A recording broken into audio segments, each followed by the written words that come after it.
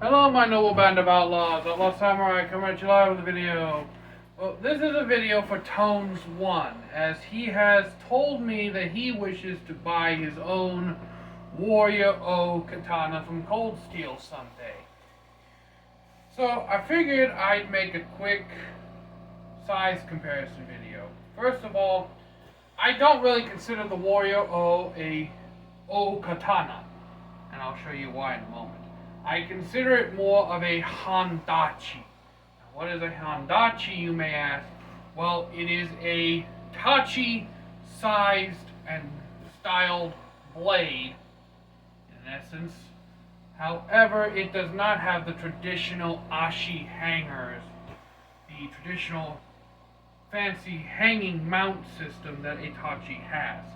But in any case, this here is the original stock handle that the Warrior O came with. This will become relevant again in a moment. Now, what we have here is a standard size tanto. Not really all that large in terms of combative fighting knives. However, if we compare it to the crane katana,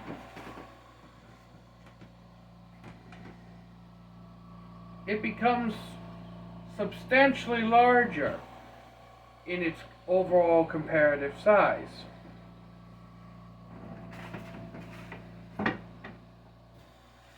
This is also true if we take it another step further. Granted, this is the only actual O katana that what I consider to be a true O katana I have, is the Dragon King Winter Sun. Now, comparing these two side by side, we can see that the tanto is much smaller. The overall dimensions of the katana, regular stock size katana, it's not much difference. And this is what makes the Dragon King Winter Sun an O katana. It is just simply a slightly larger than average stock katana. Now we get to the really big boy in this discussion. This one.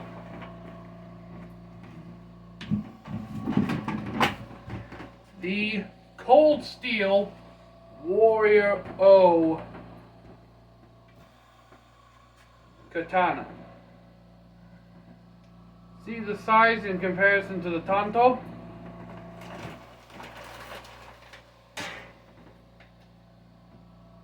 Damn it, I might have accidentally blunted that.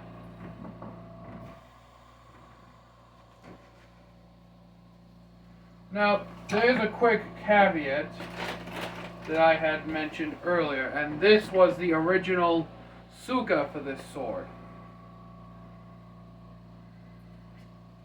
I made a bigger suka so that I could use and handle this sword better, because a long grip adds stability.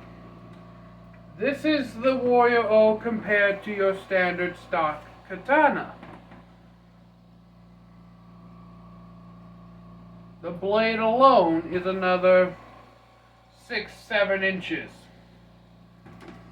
Not to mention the thickness of your standard stock and the thickness of the Warrior O. It's almost double the thickness of your standard stock. And the crane katana is actually pretty much your standard 27-inch basic stock katana that you get from any online retailer. This, as I said, is pretty much my only example of a true O katana. The blade is still another 3 to 4 inches longer. This is a 34-inch blade. This is a 31-inch blade. There's no point in comparing the Tonto because it's pretty much the same thickness, because it is a knife and not an actual sword blade. But as we can see, this is double the thickness of the Dragon King Winter Sun. Now, to be fair, the Dragon King Winter Sun is crafted more to traditional katana sizes than either of these two, especially in considering the way it's forged, and the fact that it is a spring steel blade means that it does not necessarily need to be as thick as a standard katana to achieve the same result. So this is more crafted to kind of resemble more of a Nihonto, in my opinion, from pictures I've seen of classic Nihonto, than this behemoth. This was designed to do pretty much one thing, and that is cut in half.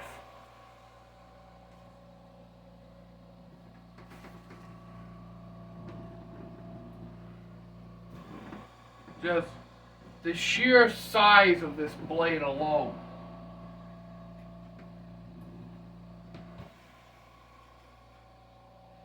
Now I'm going to have one last thing to compare it to.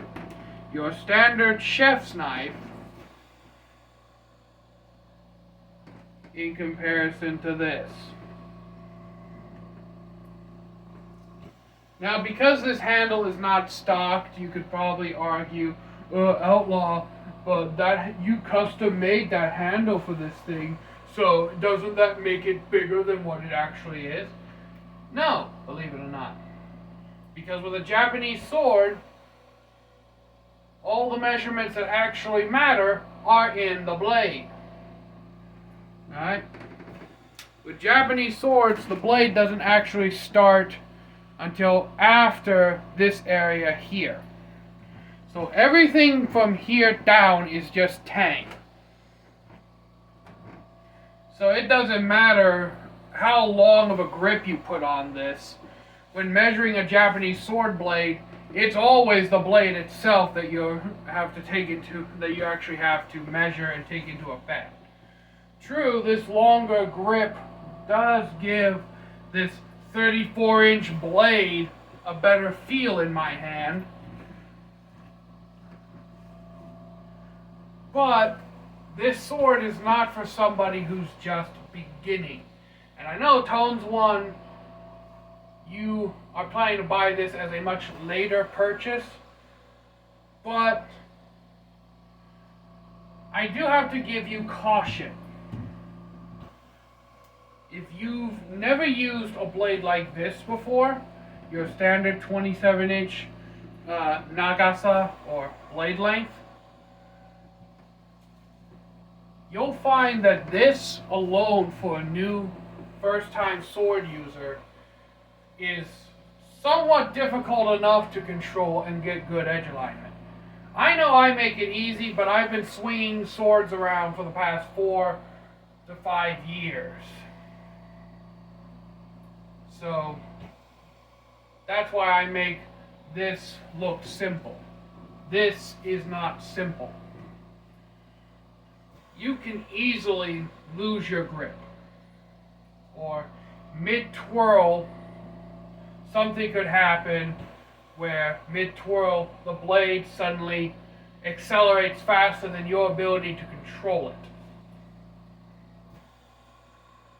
So this is more just like a safety precautionary part of the video. In my opinion, you should start with just the standard 27-inch Nagasa or blade length, and then work your way up.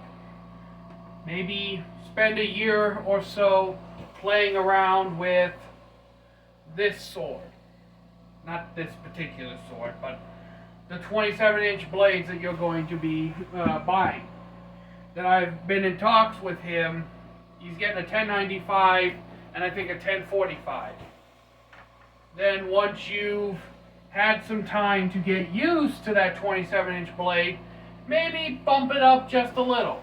Maybe not directly to this 31-inch blade, because there are intermediate length blades out there. There are some that are 28, 29-inch, 30-inch. The Dragon King Winter Sun, if you were going to bump up after a year, is what I would tell you to get. It's a very reliable, very forgiving blade that has good cutting power, not too heavy, and is still easily maneuverable. And it does let you train with a longer blade. Then, like I said, maybe after a year or so of training with the 31-inch blade, that's when you can finally think of investing in a monster like this. Because this style of blade is not for the faint of heart. Alright? This requires actually quite a bit of strength to wield. I know that I make this thing look easy to wield, but that's only because ever since I bought it, pretty much every day I swing this thing at least once. I know how this blade likes to be swung. I know where the weight of this sword is. I can even full power swing and stop myself dead center. I wholeheartedly cannot recommend you buying this sword until you have at least maybe a year and a half experience under your belt, simply because this type of sword can easily get away from you. It's gotten away from me a couple of times. Swordsmanship is a great hobby, and there's a great sword community on YouTube, but at the same time, there is the whole aspect of swords are, at the end of the day, weapons. They need to be given as much respect, and some people tell me I shouldn't say this, but I feel like respect and fear can go in equal measure. Now, don't get me wrong. You shouldn't fear the weapon itself. You should fear what the weapon can do if it shouldn't get out of control. A phenomenon similar to Spider-Man's famous quote, "With great power comes great responsibility." You should respect your weapon, but also fear what it can do if it was to get out of control or get away from you. Just like many gun accidents that occur when people are training new gun owners, when they're receiving their training, and they're given a gun that's too much for them to handle at once. Mistakes and shit can happen, and I don't want that to happen to you, Toes One.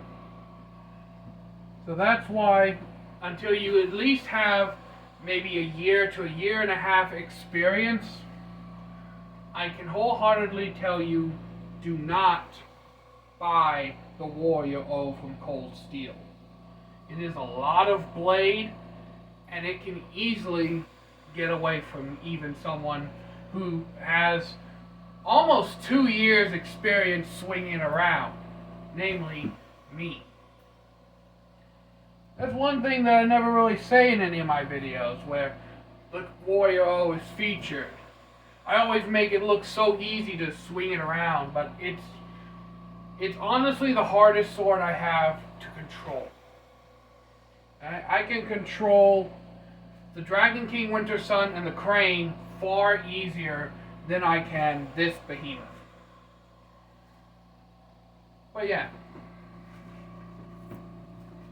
And I know someone's going to chastise me in the comments for saying you should fear a weapon. Not fear the weapon itself, but fear what it can do if it gets away from you.